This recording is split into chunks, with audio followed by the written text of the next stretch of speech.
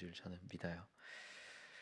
사도행전 15장을 마치고 이제 16장으로 넘어갑니다. 사도행전 15장에는 어떤 안타까운 모습이 마지막에 기록되냐면 바나바와 바울이요 싸워요. 심히 싸워서 피차 갈라서는 그 모습이 나오죠. 안타깝습니다. 교회도 싸우기도 하고 성도 안에도 다투기도 합니다. 그런데 우리가 말씀 가운데서 그럼에도 불구하고 귀하게 받을 수 있는 건 뭐냐면 싸우고 다투고 갈라서도 복음의 일을 놓지는 않더라라는 거예요. 그럼 중요해요. 바나바도 이 마가 데리고 구브로 섬으로 가서 계속 복음 사역을 하면서 아마 1차 전도 여행 갔던 그 길 따라갔을 것으로 여겨져요. 바울은 신라를 택해서 수리아와 길리기아 지나가서 거꾸로 내륙 쪽으로 해가지고 오늘 본문 보면 더베 루스드라에 이르렀다 이렇게 기록하죠. 여러분 싸웠지만 하나님이 주시는 그 사명은 취소되지 않습니다. 복음의 일은 그 사명은요 계속 이어지는 거예요. 우리 어떻습니까? 우리는 마음 좀 상하고 뭐 좀 불편하고 그러면 사역도 내려놓고 봉사도 내려놓고 내가 해야 할 일들 그냥 내팽개치면서 내 감정의 주인으로 살 때가 얼마나 많습니까? 여러분 아닙니다. 그럼에도 불구하고 복음은 흘러갑니다. 여러분이 그 하나님의 크신 뜻 안에 거하는 분들이 되시기를 축원합니다. 이제 오늘 본문으로 넘어와서 바울과 실라가 이 루스드라에서 디모데를 만난 이야기를 함께 살펴볼 거예요. 같이 우리 말씀 읽어볼까요? 본문 1절입니다. 같이 읽죠. 시작. 바울이 더베와 루스드라에도 이름에 거기 디모데라 하는 제자가 있으니 그 어머니는 믿는 유대 여자요 아버지는 헬라인이라. 아멘. 안디옥에서요.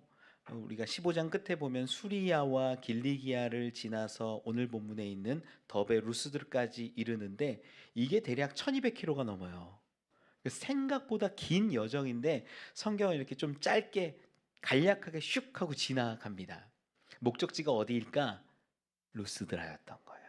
왜 그러냐 이걸 좀 알아야 되는데 루스드라는 어떤 곳이냐면 우리 사도행전 이 14장에서 봤던 거죠. 우리 8절 좀 한번 읽어볼까요? 8절 말씀 시작. 루스드라에 발을 쓰지 못하는 한 사람이 앉아 있는데 나면서 걷지 못하게 되어 걸어본 적이 없는 자라. 발 못 쓰는 사람 일으켰던 거기가 루스드라예요. 와 놀라운 일이 일어났죠. 한 번도 걸어보지 못했던 사람이 일어나서 걷는 그 기적을 이 루스드라에서 체험했고 아마 바울도 놀랐을 겁니다. 근데 구원받을 만한 믿음을 보고 선포했을 때 하나님이 하신 일이었지요. 그런데 여기서 끝나는 게 아니라 조금 넘어가서 보면 12절에 이렇게 기록해요. 사람들이 얼마나 바울과 바나바를 높였냐면 12절 읽어보죠. 시작. 바나바는 제우스라 하고 바울은 그 중에 말하는 자이므로 헤르메스라 하더라. 여러분 제우스 헤르메스요 신이에요 신. 야 바나바 바울 신 아니야? 대단해. 어떻게 한 번도 걸어본 적 없는 사람을 걸을까? 걷게 할까? 이러면서 막 높였단 말이에요. 근데 바울이 바나바가 만류하면서 아니다. 똑같은 사람이다. 어떤 일들이 일어났냐면 이고니온에서 사람들이 와서 돌로 치는 장면 나옵니다.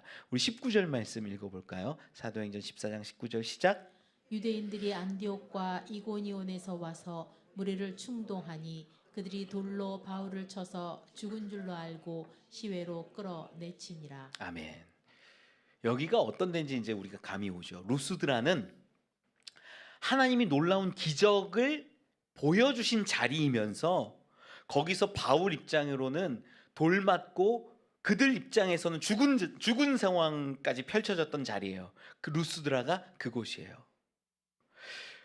수많은 이 마을 여정들을 했겠지만 이 루스드라만큼은요 내가 꼭 다시 가보고 싶은 곳이었을 것 같아요. 왜? 놀라운 기적을 펼쳐준 그 자리니까 내가 또 꼭 다시 한번 가보고 싶다. 내가 복음 전했을 때 저들 가운데 예수를 믿는 사람들이 막 세워졌는데 저들이 지금 어떻게 지내고 있을까? 몇 년이 지난 시점인데 야 어떻게 되었을까? 그 마음 그 생각하면 꼭 제자들 보고 싶고 믿는 사람들 보고 싶은 거예요. 나에게 돌 던졌던 그 사람들 중에 혹시 변화된 사람이 있을까? 이런 마음 할 수 있겠죠. 그러니 수리아와 길리기아를 지나서 루스드라까지 쭉 오는 걸요. 아주 간단하게 정리하고 루스드라의 이야기를 펼쳐 가는 거예요. 이 루스드라에 누가 있었대요? 디모데라는 제자가 있는 겁니다. 오늘 본문 1절에 디모데라는 제자가 있는데 그 디모데의 가정도 소개하고 있어요. 어머니는 믿는 유대 여자요. 아버지는 헬라인이라. 이렇게 기록을 합니다. 그러니까 디모데가 혼혈인 걸 지금 강조하고 있어요. 혼혈인 걸 강조한다라는 건 어떤 의미냐면 정식 유대인이 아니에요. 원래 믿는 이 유대 여자들은 누구랑 결혼해야 되냐면 유대인이랑 결혼하는 게 일반입니다. 그들은 그걸 소명으로 알아요. 우리 민족을 지키고 지파를 지키고 우린 유대인이어야 해. 이렇게 해야 되는데 이, 이 디모데의 어머니는요. 그냥 헬라인이랑 결혼을 한 거예요. 근데 성경에 보면 디모데후서 1장 5절에 디모데 가정에 대한 가정사가 간단하게 좀 언급이 되거든요. 우리 디모데후서 1장 5절 좀 읽어보고 디모데와 그 어머니 그 외할머니를 좀 살펴봅시다. 디모데후서 1장 5절 읽어보죠. 시작. 이는 내 속에 거짓이 없는 믿음이 있음을 생각함이라. 믿음은 먼저 내 외조부 로이스와 내 어머니 유니게 속에 있더니 내 속에도 있는 줄을 확신하노라. 아멘. 디모데에게 어머니가 유니게가 있고 외조모 로이스가 있었다라는 거예요. 바울이 이 사람들을 알아요. 야, 너의 어머니 유니게, 너의 외조모 로이스 믿음이 있고 신앙이 있는데 너까지 이렇게 이어졌구나. 이렇게 설명을 하는 대목이죠.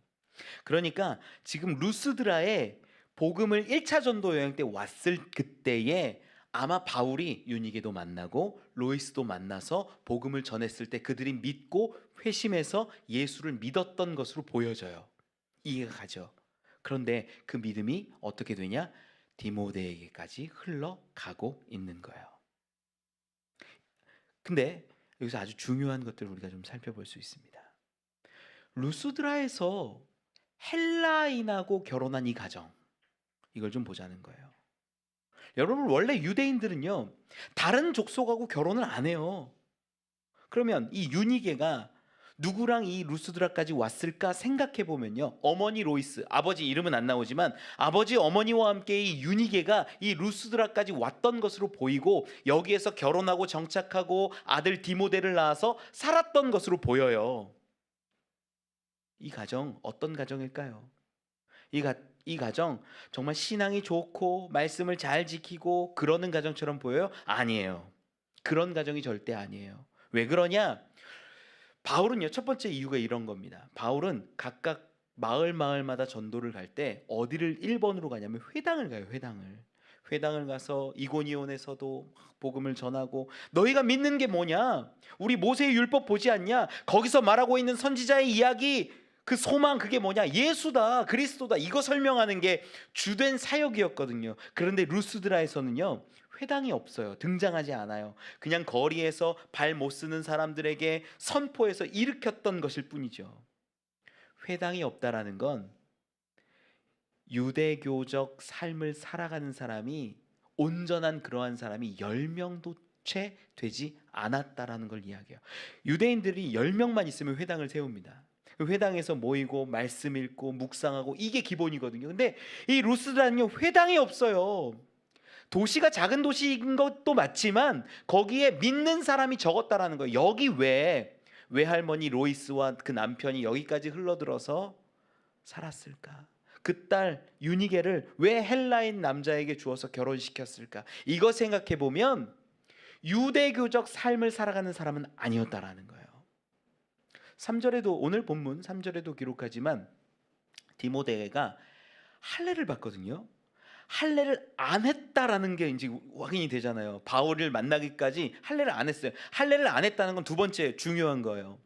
지금 이 유니게와 로이스 이 가정 문화는요 그냥 살면서 하는 거지, 유대의 어떤 율법이나 할례나 이런 것들을 굳게 붙잡고 신앙생활을 했다 안 했다?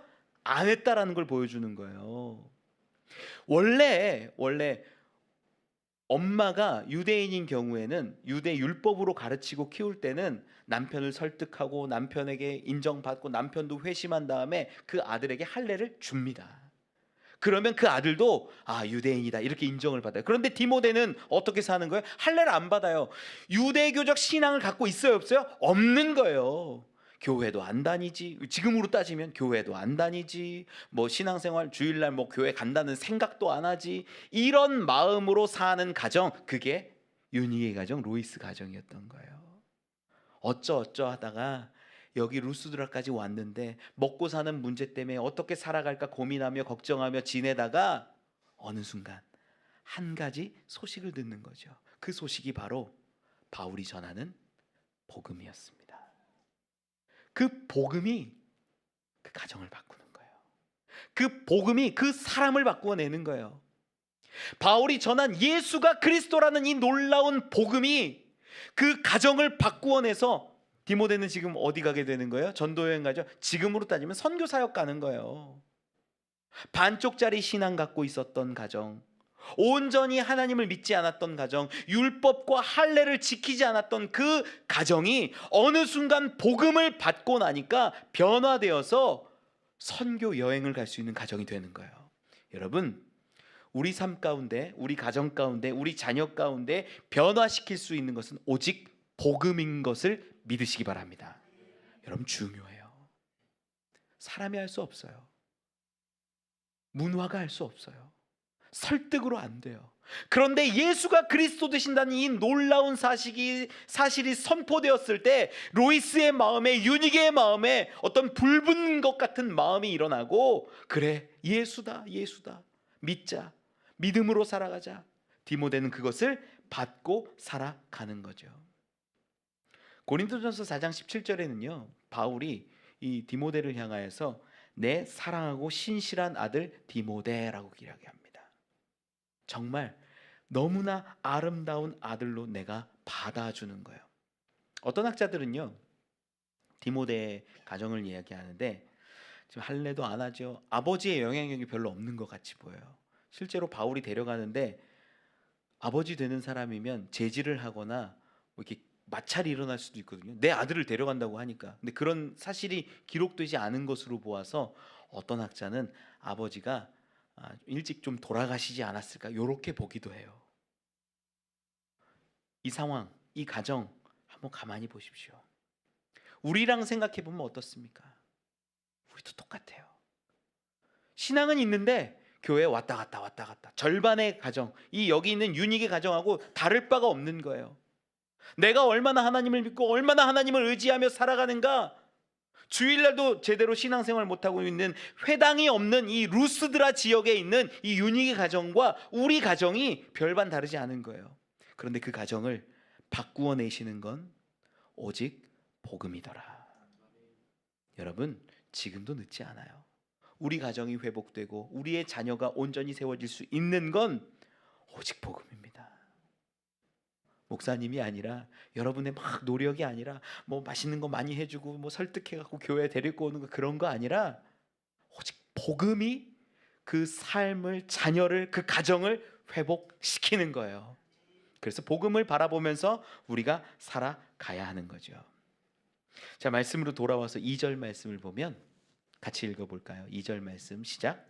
디모데는 루스드라와 이고니온에 있는 형제들에게 칭찬받는 자니. 아멘. 디모데는요 루스드라와 이고니온에는 형제들에게 칭찬받았대요.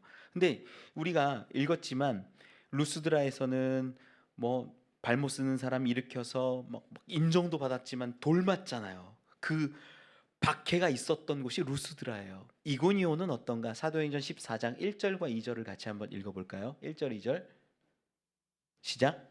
이에 이고니온에서 두 사도가 함께 유대인의 회당에 들어가 말하니 유대와 헬라의 허다한 무리가 믿더라.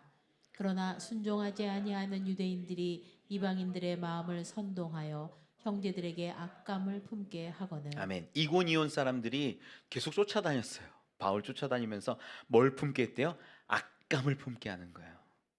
그러니까 이고니온 사람들은 어떻게 하면 바울을 악감 품게 해서 바울 밀쳐내게끔 하는 사람들, 루스드라 사람들은 그의 영향받아 갖고 돌 집어 던져 갖고 바울을 죽게 했던 사람들, 이 사람들 사이에서 디모데가 칭찬받았다라는 거예요. 여러분, 신앙은요 어떤 거냐면 열심을 내야 칭찬을 받을 수 있습니다. 이 칭찬은요 그냥 보통의 칭찬이 아니에요.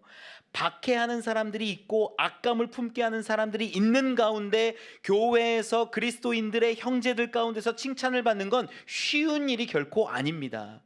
이거는요 용기가 필요하고요, 때로는 목숨을 걸어야 하고요, 담대해야 할 수 있는 일들이에요. 여러분, 그냥 칭찬받지 않습니다. 노력하고 열심을 다했을 때 칭찬을 받는 거죠. 그런데 이 디모데는 이고니온과 루스드라의 그리스도인 형제들에게 다 칭찬을 받는 자예요. 이 대략 거리가 이고니온에서 루스드라까지 한 30km, 35km 되거든요. 하루길이에요. 그런데 어떤 때는 여기 가서 일해주고, 어떤 때는 여기 가서 같이 예배하고, 어떤 때는 여기에서 복음 전하고, 이런 일들을 계속 했을 거라는 거예요. 교회를 위하여 헌신하고 아픈 사람들을 돌봐주고, 누군가 아직 어리니까 누군가 장로나 이런 사람들을 쫓아다니면서 같이 그런 일들을 감당했을 수도 있죠. 그렇게 칭찬받는 자가 디모데가 되었어요. 여러분, 그런데 이 본문을 좀 묵상을 하다가 칭찬받음에 대해서 제가 좀 고민을 했거든요. 저는 우리 함께하는 교회 성도들 다 대부분이 그 가정에서 다 칭찬받고 열심히 사는 분들이라고 믿습니다. 우리 옆에 분들 얼굴 한번 볼까요? 얼굴 인사 한번 해보시죠. 열심히 사시네요. 한번 인사 한번 해보시죠. 열심히 사시네요. 네. 우리가요 다 열심히 살아요. 정말이에요. 저도요 집에 가면요 저희 자녀들이 아빠 왔어, 아빠 사랑해요, 아빠 고마워요, 그런 얘기 많이 합니다. 치킨 사주면 그런 얘기 많이 해요. 아빠 사랑해요, 고마워요. 왜? 열심을 내고 있는 아빠의 모습을 알기 때문에. 여기 있는 분들요 다 집에 가면 자녀에게, 가족들에게 인정받고 칭찬받는 분들인 것을 알아요, 믿어요. 그런데 본문 말씀을 보면요 누구에게 칭찬받은 거예요? 형제들에게, 그리스도인들에게, 교회 공동체에게. 더 깊이 근원적으로 들어가면 바로 하나님께 칭찬받는 삶을 살았다라는 것을 우리는 알게 되는 거예요. 여러분, 칭찬받는 거요, 내 가정에서 칭찬받는 건 당연한 겁니다. 왜? 내가 내 자녀를 위해서 헌신하니까, 내 가족을 위해서 피나게 눈물나게 땀나게 일을 해주니까 나를 인정해주고 칭찬해주는 건 당연해요. 그런데 교회에서, 믿는 성도 안에서 하나님 앞에서 칭찬받느냐, 이거 한번 돌아봐야 된다는 거예요. 여러분, 마태복음 25장에 보면 5달란트 받은 사람, 2달란트 받은 사람, 1달란트 받은 사람 비유가 나와요. 그 주인이 종들을 불러서 5달란트를 주고 2달란트, 1달란트를 준 다음에 저 멀리 갑니다. 5달란트 받은 사람은요 열심히 일을 해서 그 5달란트만큼 또 남겨요. 2달란트도 그래요. 그런데 1달란트 받은 사람은 어떻게 해요? 땅에 묻어요. 마태복음 25장 18절 19절 같이 한번 읽어봅시다. 같이 읽어보죠. 시작. 1달란트 받은 자는 가서 땅을 파고 그 주인의 돈을 감추어 두었더니 오랜 후에 그 종들의 주인이 돌아와 그들과 결산할세. 1달란트 받은 사람은 그 달란트를 어떻게 했대요? 땅에 감춰두는 거예요. 여러분, 이 1달란트 받은 사람을 제가 곰곰이 묵상을 많이 했거든요. 이 사람 어떤 사람이었을까? 저는요 이 사람도 열심히 사는 우리와 똑같은 모습이었을 것이라고 믿어요. 왜 그러냐? 여러분, 1달란트의 가치가 그냥 화폐 가치로 따졌을 때는 6천 데나리온입니다. 6천 데나리온이, 한 데나리온이 하루 품삯이에요. 10만 원으로 따지면 얼마? 6억쯤 되는 거예요. 적은 돈이에요, 큰 돈이에요? 6억 만져보지 못하신 분들처럼 왜 그러시죠? 6억 큰 돈이에요, 적은 돈이에요? 큰 돈이죠. 우리는 알고는 있잖아요, 6억 하면 큰 돈인 거. 근데 금으로 따지면, 달란트라는 가치를 금으로 따지면 이게 얼마냐면, 지금 금값이 많이 올라갖고 150억 정도 돼요. 놀라지도 않아요. 100억이라고 칩시다, 잘라서. 100억을 주인이 종에게 맡기고 갔어요. 여러분들한테 맡겼다고 칩시다. 그러면 그 100억 여러분들 뭐 하시겠습니까? 이병헌 사님, 누가 권사님한테 100억을 잠깐 맡기고 멀리 외국에 오랫동안 갔다 오겠대요. 100억으로 뭐 하시겠어요? 은행에 맡긴다. 이 성경을 내용을 아는 분이죠. 이렇게 하면 주인이 그 얘기하거든요. 내가 맡겨가지고 이자라도 받을 걸. 내 돈이 아니니까. 맞아요. 이걸요 지금 땅에 묻었다라고 한번 생각을 해보세요. 땅에 묻는 건요 이거 쉬운 결정 아닙니다. 제가 나쁜 마음 먹잖아요. 저 같으면, 저같이 좀 악랄한 사람들이라면 어떻게 하냐면 그거 좀 횡령하고, 100억이니까 횡령하고, 주인 위해서 돈도 좀 버는데 나를 위해서도 좀 쓰고, 이러다가 뭐 오면 다 드립니다 이럴 수 있을 거 아니에요. 저만 그래요 여러분? 왜 우리 일반적으로 생각하면 그렇잖아요. 그런데 이 사람 어떠냐는 거예요. 일반적으로 봤으면 횡령할 수도 있고 도망갈 수도 있고 뭐 별의별 짓들을 다 할 수 있는데, 이거 주인이 두려워서 무서워서 땅에 묻어둔 다음에 아무것도 안 해요. 여러분, 아무것도 없는 상태에서 나에게 자녀가 있고 식솔이 있고 배우자가 있고 그러면 그 사람들 먹여 살리려면 어떻게 해야 돼요? 일을 해요 안 해요? 해요. 저는 이 사람을 그렇게 보는 거예요. 하나님이 주신 달란트, 주인이 준 달란트 있는데 그거 땅에 묻어놓고 내 자녀 위해서, 가족 위해서, 내 식솔 위해서 열심을 내고 땀 흘리고 피 흘리고 노력하고 애쓰고 있어서 가족에게는 칭찬받고 인정을 받는데 우리가 누구에게 과연 칭찬받아야 되냐, 이걸 봐야 된다는 거예요. 종은요 주인에게 칭찬받을 때 그의 정체성이 분명해지는 거예요. 그리스도인은 그리스도께 칭찬받을 때, 교회에 칭찬받을 때, 하나님 앞에 서서 칭찬받을 때 그의 존재 가치가 분명해지는 거예요. 그런데 우리는 어떠냐는 거예요. 우리 삶도 똑같아요. 다르지 않아요. 한 달란트 받은 사람처럼 하나님이 주신 사명과 달란트는 다 땅에 묻어놓고 내 삶을 위해서 열심히 살아가요. 내 건강 때문에 운동하죠. 내 건강 때문에 뭐 병원 가죠. 내 자녀 위해서 대출 받아서 뭘 가르치죠. 취업시키려고 대학 보내려고 노력하죠. 내 배우자 위해서 이렇게 저렇게 해주죠. 여러분, 우리의 삶이 내 가족에게 칭찬받는 건 당연해요. 그건 내가 열심히 살아가니까. 그런데 우리의 삶은요 마지막 하나님 앞에 서는 그날에 하나님께 칭찬받을 때 진짜 의미가 있다라는 거예요. 디모데는 누구에게 칭찬받습니까? 그리스도인 형제들에게 칭찬받는 거예요. 전 여러분들께 말씀드립니다. 가족에게, 당연히 칭찬받아야 될 사람들에게 칭찬받는 것으로 기뻐하지 마십시오. 하나님이 주신 사명과 달란트가 있다면 그것을 꺼내요 이제는 하나님을 위하여 쓸 수 있는 분들이 되길 원합니다. 여러분, 그걸로 얼마를 남겼는지는 중요하지 않아요. 사실 그것을 땅에 묻어놓고 있었던 그가 책망받는 거죠. 하나님의 것 받은 분들이 있다면, 사명과 소명 받은 것들이 있다면 여러분 꺼내요 하나님을 위하여 사용하는 분들 되기를 원하고 칭찬받는 분들이 되기를 소망합니다. 말씀 돌아와서 계속 보면 우리 이제 3절 같이 한번 읽어봅시다. 본문 3절 시작. 바울이 그를 데리고 떠나고자 할새 그 지역에 있는 유대인으로 말미암아 그를 데려다가 할례를 행하니 이는 그 사람들이 그의 아버지는 헬라인인 줄 다 알미러라. 아멘. 이게 참 신기한 말씀이 있어요. 여기 3절 말씀이 참 독특한 말씀이에요. 왜 그러냐면 바울이 그 안디옥에서 복음으로 오직 예수 그리스도로 구원받는다라고 얘기했다가 유대에서 올라온 사람들하고 대판 싸웠거든요. 싸우는 그 내용이 뭐냐? 그 사람들은 주장하기에 이렇게 하는 거예요. 그래, 예수 믿어. 그런데 할례도 받아야 돼. 모세가 명령했잖아. 가르쳤잖아. 그거 아니면 안 돼. 이걸로 대판 싸웠어요. 그래서 예루살렘 공회 가서 결정한 게 뭡니까? 예수 그리스도의 은혜로 구원받음을 우리는 믿노라.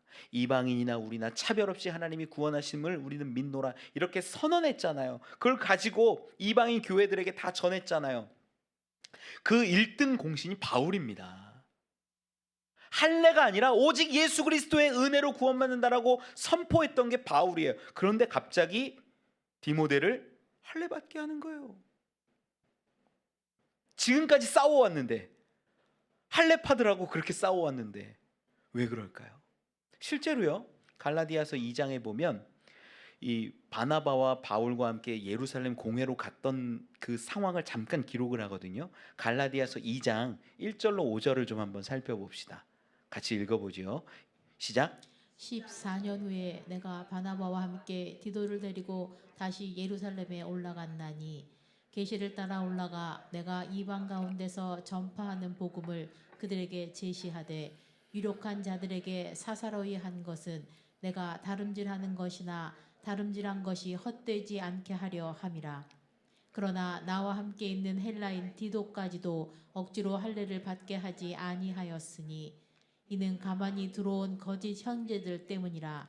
그들이 가만히 들어온 것은 그리스도 예수 안에서 우리가 가진 자유를 엿보고 우리를 종으로 삼고자 함이로되 그들에게 우리가 한시도 복종하지 아니하였으니 이는 복음의 진리가 항상 너희 가운데 있게 하려 함이라. 아멘. 할례를 해야 된다라고 말하는 사람한테요, 우리 한시도 복종하지 않았어라고 얘기하면서 3절에 보면 헬라인 디도 얘기가 나오는데, 디도가 그 같이 왔던 무리 가운데 있었어요. 디도에게 할례를 행하려고 하는 그 상황들이 있었는데 억지로 끝까지 싸워서 디도의 할례를 막아냈어요. 그게 누구예요? 바울이에요. 바울은요, 할례파와 끝까지 싸웠습니다. 타협하지 않았습니다. 오직 복음이 우리를 살려내고 구원한다라는 이 놀라운 사실을요, 굽히지 않았어요. 타협을 전혀 거부했어요. 그런데 갑자기 오늘 본문으로 나와서는 디모데에게 할례를 베푸는 거예요. 뭘까 이게? 학자들도요, 이것 때문에 엄청 많이 싸웁니다. 이 할례를 굳이 왜 줬냐? 그렇게 디도에 있어서는 할례를 그렇게 거부하고 결연히 끊어냈던 그가 왜 디모데는 할례를 줬을까? 갈라디아서 5장 6절에는요, 할례에 대해서 이렇게 표현을 합니다. 갈라디아서 5장 6절 같이 읽어볼까요? 시작. 그리스도 예수 안에서는 할례나 무할례나 효력이 없으되 사랑으로서 역사하는 믿음뿐이니라. 아멘. 우리 가운데 우리가 구원받고 우리가 살아가는 힘과 능력은 어디에 있냐? 오직 믿음에 있다는 거예요. 할례와 무할례가 아무 상관이 없어요. 아디아포라라는 단어가 있는데 할례의 문제를 아디아포라의 문제로 여겨요. 그 아디아포라가 뭐냐면 대수롭지 않은 문제. 중요하다 안 중요하다? 안 중요하다. 할례, 여러분 할례는 모세가 기록하고 모세가 명하여서 한 것이지만 아브라함 시절부터 아주 중요한 거기는 해요. 하나님이 우리를 구원하시고 우리를 택하셨다라는 것을 계속 이어가게 하는 힘이 되기 때문에 선한 것도 맞아요. 그런데 그게 우리를 구원하냐 아니냐는 아닌 거예요. 구원할 수 있는 힘과 능력이 할례로부터 오는 게 아니라는 거예요. 선한 거긴 하지만 그것이 나를 구원하고 나를 회복시켜서 온전히 하나님 앞에 서게 하냐, 그 문제는 아니라는 거예요. 그게 예루살렘 공회에서 인증되었고 공인되었으니 더 이상 싸울 필요도 없고 이제는 할례 무할례 상관없어. 실제로 고린도전서 9장에 가보면 이 바울의 마음이 고백되거든요. 고린도전서 9장 20절로 22절 우리 같이 한번 읽어봅시다. 시작. 유대인에게 내가 유대인과 같이 된 것은 유대인들을 얻고자 함이요 율법 아래에 있는 자들에게는 내가 율법 아래에 있지 아니하나 율법 아래에 있는 자같이 된 것은 율법 아래에 있는 자들을 얻고자 함이요 율법 없는 자에게는 내가 하나님께는 율법 없는 자가 아니요 도리어 그리스도의 율법 아래에 있는 자이나 율법 없는 자와 같이 된 것은 율법 없는 자들을 얻고자 함이라. 약한 자들에게 내가 약한 자와 같이 된 것은 약한 자들을 얻고자 함이요 내가 여러 사람에게 여러 모습이 된 것은 아무쪼록 몇 사람이라도 구원하고자 함이니. 아멘.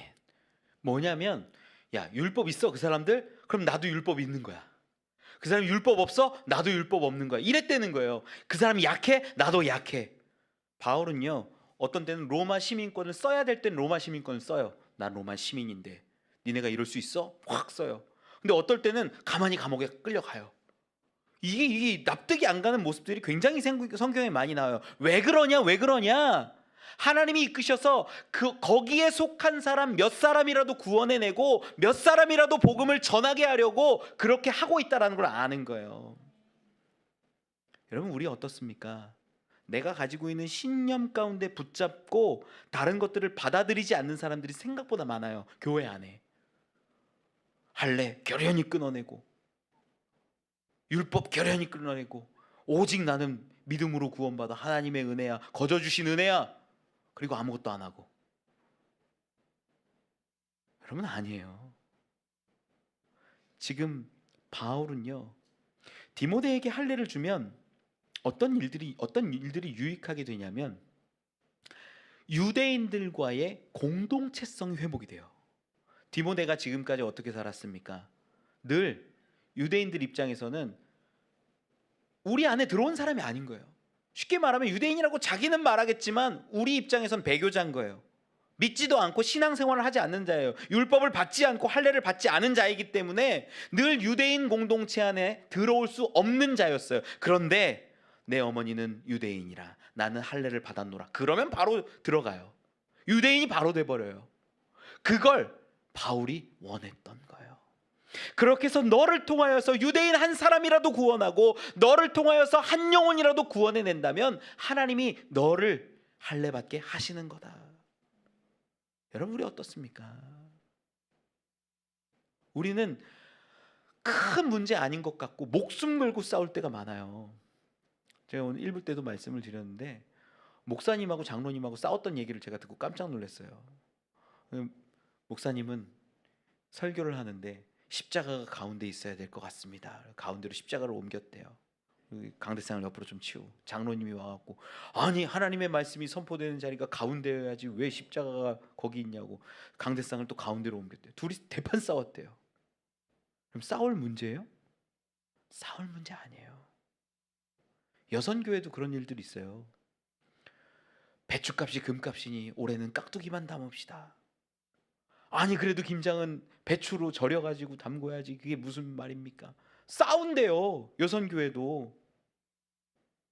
우리 안에 정말 진리되지 않은 것으로 싸울 때가 너무 많아요.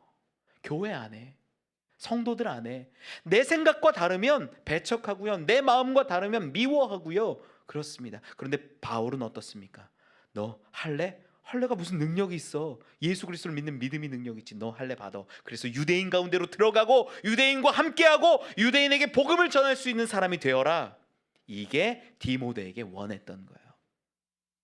여러분, 전 여러분들이 이런 마음으로 내 생각 조금 내려놓고 복음을 들고 나아갈 수 있는 분들이 되기를 소망합니다. 말씀 돌아와서 계속 보죠. 우리 4절과 5절 읽어봅시다. 시작. 여러 성으로 다녀갈 때 예루살렘에 있는 사도와 장로들이 작정한 규례를 그들에게 주어 지키게 하니 이에 여러 교회가 믿음이 더 굳건해지고 수가 날마다 늘어가니라. 아멘. 여러 성으로 다니는데 사도와 장로들이 작정한 규례를 줬다는 거예요. 그게 예루살렘 공회에서 이미 정해진 거거든요. 4가지가 있었어요. 어떤 거냐면 이 우상의 제물, 두 번째가 목매인 것, 피, 그 다음에 마지막이 음행이었어요. 이것들을 최소한 이거는 좀 멀리하자. 이래서 유대인 안에서 이 사도들, 장로들과 함께 정해진 것들이었어요. 이걸 제가 지난주 설교 가운데 보면 어떻게 설명을 드렸냐면 이게 율법은 아니고 계명은 아니에요. 그런데 이걸 통해서 유대인들과 하나 될 수 있고 연합될 수 있는 길이 열린다라고 말씀을 드렸고 이걸 구체적으로 구별된 삶이라고 이야기했어요. 이 먹는 문제예요, 사실은. 우상의 제물, 목매어 죽인 것, 피, 음해, 이게 다 먹는 문제, 삶에 대한 문제인데 우리가 결국 어떻게 드러나야 되는가, 이 문제를 이야기하고 있는 거예요. 믿음 좋습니다. 그런데 믿으면 믿는 대로 사는 모습이 우리 가운데 있어야 되는데 수많은 그리스도인들이 그 모습이 없어요. 세상의 가치관, 물질 가치관, 이런 가치관에 똑같이 살아가면서 사람들이 묻습니다. 야, 근데 너는 교회 다니는데 우리랑 틀린 게 뭐야? 주일날 교회 가잖아. 그거 말고 뭐야? 똑같이 돈 보면 돈 따라가고 성공 보면 성공 따라가고 명예 보면 명예 따라가고 자식 보고 자식이 우상이 되고 이런 일들이 똑같이 계속 일어나고 있는데 세상과 구별되고 세상과 차별된 그 점이 뭐냐 물을 때 우리는 답을 못한다라는 거예요. 여러분, 예수 믿으면 믿는 대로 구별된 삶이 드러나야 됩니다. 세상 가운데는요, 야 이렇게 우상에게 제물 드리면 우리 이렇게 막 풍년이 든대. 이렇게 하면 자녀가 잘 된대. 야 이렇게 하자 저렇게 하자. 아니, 그리스도인은 그거 아니야. 그런 우상의 가치관과 재물 가운데 나아가는 거 아니야. 음행하는 거 아니야. 우리가 좀 달라야 되는데 다른 거 하나 없이 똑같이 세상 사람들하고 살아가다 보니까 구별이 안 가는 거예요. 힘이 없는 거예요. 능력이 없는 거예요. 여러분, 이 문제가요, 본문 가운데에서 돌아와서 보면 5절 가운데 이 작정한 규례를 지키게 하니까 어떤 일들이 일어납니까? 5절에 여러 교회가 믿음이 더 굳건해지고 수가 날마다 늘어가니라. 아멘. 믿음이 굳건해지는 거예요. 내가 구별된 삶을 살아가고 내가 좀 다르게 살아가는 그 모습으로 인하여서 교회가, 하나님 나라가 부흥하고 성장하게 되는 일들이 일어나더라라는 거예요. 어떤 목사님이 저한테 그 말씀을 하셔요. 저도 되게 부끄러웠는데 실제로 그 목사님 교회에서 이렇게 설교하신대요. 30년을 예수 믿었는데 내 가족이, 내 자녀가 예수 그리스도께로 나아오지 않는다면 내 신앙에 어떤 문제가 있는지 돌아봐야 된다는 얘기를 하시는 거예요. 제가 그거 듣고 맞다고 그랬어요. 여러분, 진짜 예수 믿습니까? 진짜 예수 믿고요, 예수가 주라고 인정이 되면요, 예수님이 원하시는 말씀이 우리 가운데 심겨지고 옥토반 얘기한 것처럼 우리 마태복음에 열매가 맺혀질 수밖에 없어요. 그런데 우리 어때요? 안 믿는 거예요. 어쩌면 인정하지 않는 거예요. 내 주라고, 구주라고 말은, 입술은 립 서비스 하는데 진짜 인정하고 선포하지 않는 것일 수도 있어요. 진짜 믿으면 내 삶 가운데 구별되는 지점들이 나타나기 시작합니다. 그게 열매예요. 그게 거룩이에요. 그게 하나님이 원하시는 거예요. 그래서 우린 다르지 않아요. 그게 너무 속상한 거예요. 여러분, 그건요, 그 작정한 규례 같은 거는요, 우리를 불편하게 할 수 있을지 모르나 우리의 믿음을 더 굳건하게 하는 줄 믿습니다. 여러분, 아디아포라 문제라고 이야기해서 별거 대수롭지 않은 문제들도 우리 가운데 있지만 우리가 분명히 붙잡고 지켜야 되는 문제들은요, 지켜나갈 때 우리의 믿음이 더 분명해져요. 견고해져요. 흔들리지 않게 돼요. 그리고 그 모습을 보고 우리 주변이 하나님의 살아계심을 인정하게 되고 그 수가 늘어난다는 오늘 고백처럼 교회는 다시 큰 힘과 능력을 얻어 숫자가 늘어가게 될 줄 믿습니다. 부흥은 막 나가서 얼마나 전도했는지 그걸로 되는 거 아니에요. 진짜 그리스도인들이 다른 모습으로, 다른 가치관으로 살아내서 내 주변부터 물들여감으로 정말 하나님 믿는 사람은 이런 거구나, 진짜 하나님 믿는 건 이런 거구나, 나도 믿을게, 그렇게 인정해야 되지 않겠습니까? 여러분, 여호수아 24장에 보면 여호수아가 마지막 자기가 죽을 때를 가까운 걸 알아요. 그래서 이 수많은 백성들을 불러놓고 이야기하는 장면이 나오죠. 우리 좀 읽어볼까요? 여호수아 24장 14절로 16절입니다. 같이 한번 읽어봅시다. 시작. 그러므로 이제는 여호와를 경외하며 온전함과 진실함으로 그를 섬기라. 너희의 조상들이 강 저쪽과 애굽에서 섬기던 신들을 치워버리고 여호와만 섬기라. 만일 여호와를 섬기는 것이 너희에게 좋지 않게 보이거든 너희 조상들이 강 저쪽에서 섬기던 신들이든지 또는 너희가 거주하는 땅에 있는 아모리 족속의 신들이든지 너희가 섬길 자를 오늘 택하라. 오직 나와 내 집은 여호와를 섬기겠노라. 아멘. 여기까지만 보죠. 여호수아가 뭐라고 얘기하는 거예요? 너희가 보기에 내가 여호와를 섬기는 것이 좋게 보이는지 안 좋게 보이는지 한번 봐. 여호수아가 지금까지 하나님과 동행했던 모습들, 하나님이 섭리했던 것들, 승리 주셨던 것들, 너희 한번 보고 좋지 않게 보이거든 너희가 원하는 신들 섬겨. 아모리 신들이든 뭐든 너희가 보기에 옳은 대로 원하는 신들 가서 섬겨. 그런데 너희가 볼 때 내 집이 내가 여호와를 온전히 섬겨서 주신 것들이 드러나거든, 나타나거든, 너희가 섬길 자를 오늘 택해. 나 우리 집 여호와만 섬겨. 그리고 16절 읽어볼까요? 시작. 백성이 대답하여 이르되 우리가 결단코 여호와를 버리고 다른 신들을 섬기기를 하지 아니하오리니. 아멘. 우리 여호와 섬기겠습니다. 인정하는 거예요. 뭐예요? 보이는 것을 따라가는 거예요. 내 자녀가 부모를 보고 신앙생활합니다. 실제 그래요. 부모의 신앙이 표리부동하잖아요. 실제 모습과 속에 있는 모습이 다르잖아요. 겉과 속이 다르잖아요. 자식들은 다 알아요. 엄마가 믿는 하나님, 아빠가 믿는 하나님, 난 그거 그렇게 믿고 싶지 않은데, 난 그거 싫은데. 우리 안에 구별됨이 없고 거룩함이 없으면 내 주변 사람들이 더 잘하는 거예요. 여러분이 어떻습니까? 우리의 삶이 어떻게 드러납니까? 어떻게 나타납니까? 거룩함으로, 아름다움으로, 하나님이 기뻐하시는 열매로 드러나고 있습니까? 여러분, 이 작정한 규례들을 지키기에 힘쓰는 분들이 되시길 바랍니다.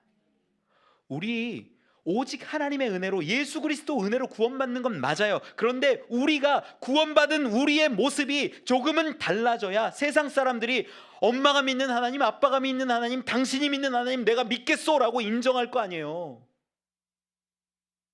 말만 그렇게 하고 내 삶은 변하지 않는데 어찌 그들이 변할 수 있고 어찌 그들이 하나님께 나올 수 있겠습니까?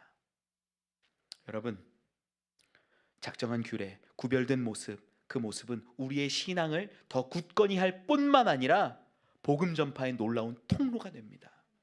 그리하여 여러분들을 통하여 우리 교회도, 우리 하나님 나라도 더 번성하고 풍성하게 열매 맺기를 소망합니다. 말씀 맺을게요. 엊그제 우리 전도사님이 저한테 얘기를 하시는 거예요. 목사님, 깨알 놀이터가 과연 될까요? 이래서 사람이 올까요? 어떻게 해야 될까요?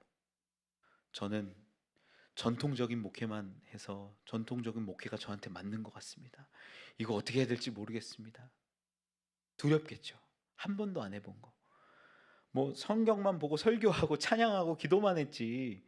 많은 전도사님들이 실제 그렇습니다. 제가 전도사님께 얘기했어요.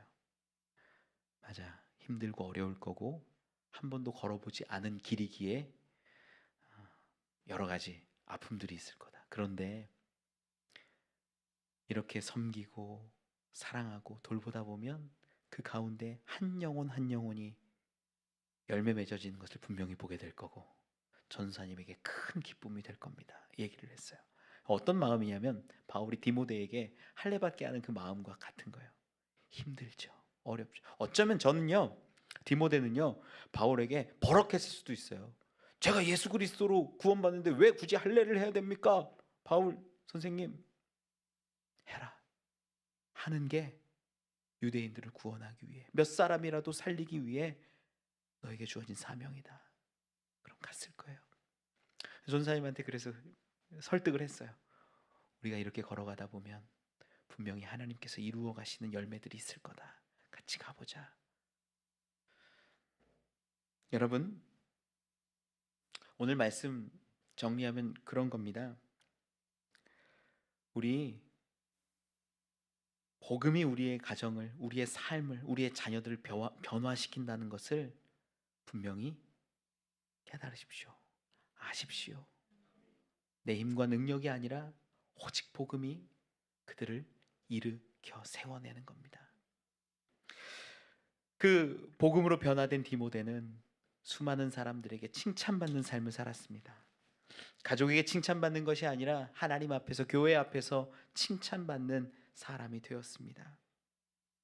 우리에게 작정되어진 그 규례와 구별된 삶을 따라 살아가다 보면 우리의 믿음이 견고해지고 굳건해질 뿐만 아니라 교회의 숫자가, 성도의 숫자가, 하나님 나라가 더 확장되고 아름다운 열매로 가득하게 될 것을 저는 믿습니다. 여러분, 그 일에 함께하는 우리가 되기를 원합니다. 함께 걸어가고 함께 열매를 나누며 하나님의 기쁨으로 살아가 칭찬받는 그러한 저와 여러분 우리 되길 간절히 축원합니다. 우리 같이 찬양하고 함께 기도하면 좋겠습니다.